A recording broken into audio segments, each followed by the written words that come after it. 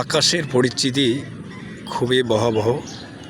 তারপরেও মানুষ ঘুরতে এসেছে সাফারি পার্কে। সেজন্য এই সাফারি পার্কের সুন্দর মনোরম পরিবেশের ভিডিওটি আপনাদের সামনে তুলে ধরলাম। আশা করি ভালো লাগবে প্রিয় বন্ধুরা। আরও সুন্দর সুন্দর ভিডিও পেতে পাশে থাকবেন। ইনশাআল্লাহ আরও সুন্দর ভিডিও আপনাদের মাঝে দিতে পারবো। এটা হলো সাফারি পার্কের বাউন্ডারি।